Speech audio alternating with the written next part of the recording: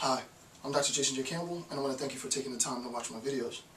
This video I'm continuing my analysis into Nietzsche's Will to Power. I'm using specifically the Walter Kaufmann translation of the text.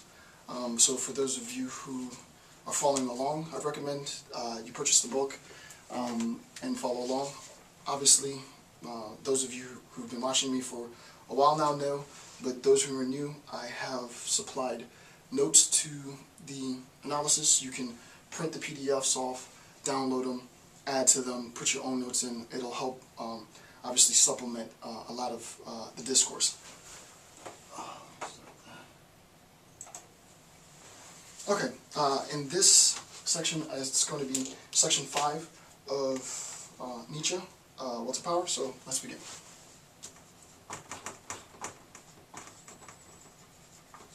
And this is section 5.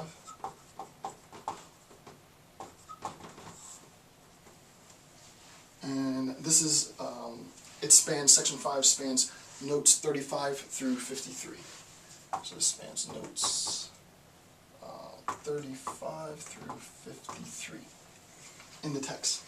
Okay, where we ended the last bit, the last discussion, is we saw that what Nietzsche was doing in one of the notes, I don't remember specifically which note it was, but he said there is a sense in which we are, or have at least the possibility of equivocating in our use of the term world, W-O-R-L-D, if we say that the world leads to pessimism. He says that's a gross generalization. If we mean world in the sense of the world as defined, the world of existence, the real world, the world of our embodiment, the world of our existential desires, the world of existence, that's false. If we mean world as in the sense of the world that we have created as a consequence of seeing our highest values collapse in on themselves, the highest values devaluing, then that is a source of pessimism, and he calls that the modern world. So that, technically speaking, the modern world is the source of pessimism in Nietzsche's analysis of nihilism and obviously this will to power.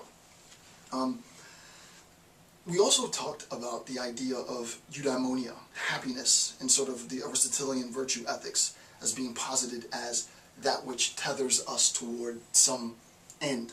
And the point being, why do you want to be happy is a nonsensical question. I want to be happy because I want to be happy, right? There is a sense in which we can posit not just happiness, but pleasure.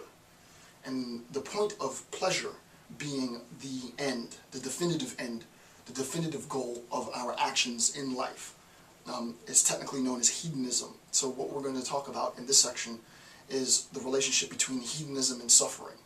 And Nietzsche begins this assessment of this relationship, not of happiness, not of eudaimonia as a target, but pleasure as the target, and the suffering that that is associated with that as goal. So let's look at hedonism and suffering.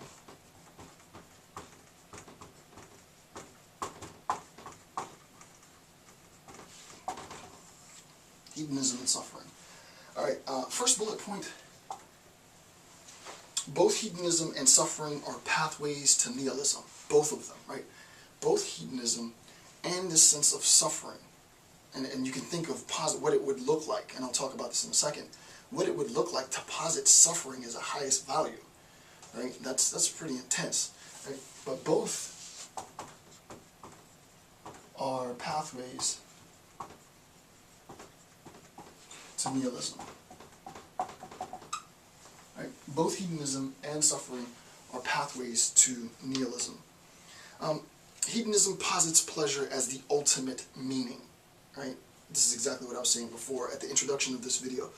If we posit eudaimonia, happiness, as the ultimate telos, the ultimate goal, then we live our life. Remember, the lifestyle that we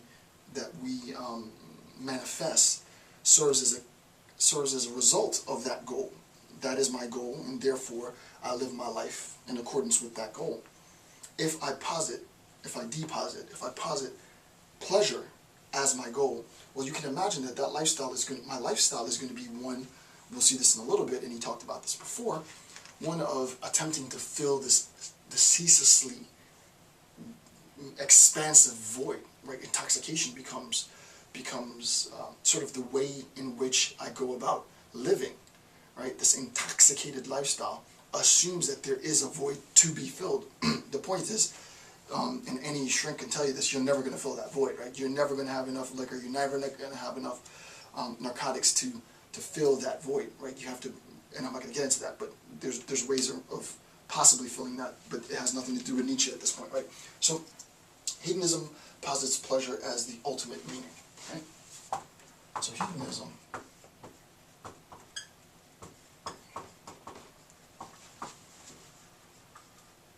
pleasure as ultimate, right? Hedonism posits pleasure as ultimate. Masochism, he doesn't use the term masochism, but this is what positing suffering as ultimate. Masochism posits suffering as the ultimate meaning. I actually want to read a bit of that. This is note 35. Oy. Note 35. First, page 23 on the Kaufman interpretation translation. The predominance of suffering over pleasure, or opposite, hedonism. These two doctrines are already signs of nihilism.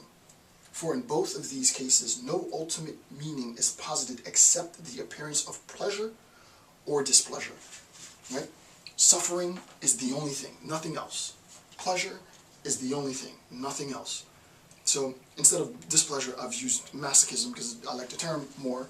That's just my sort of preference. It means that the intent is the same. Right? So masochism posits pain or suffering as ultimate, right? Masochism posits pain as ultimate. Hedonism posits pleasure as ultimate. Whether you posit pain or you posit pleasure, I'll say that 10 times fast, the consequence is going to be nihilism. You're going to have a nihilistic worldview, right? It's that interpretation that there is this highest moral value, this highest imperative, and you can put pleasure or pain as the highest imperative, and invariably you're going to collapse into a state of nihilism. Next point, however, quote, and this is a direct quote from note 35, it is easy to see that pleasure and displeasure can only be means in the course of events. It is easy to see that pleasure or displeasure, pain or pleasure, can only be means in the course of events. Now, I've done, not very extensive, but I've done a sort of rudimentary, very rudimentary account of utilitarianism, right? And we have sort of the distinction between means and end, right? We have the distinction between means and end. This end state is the goal, it's the telos.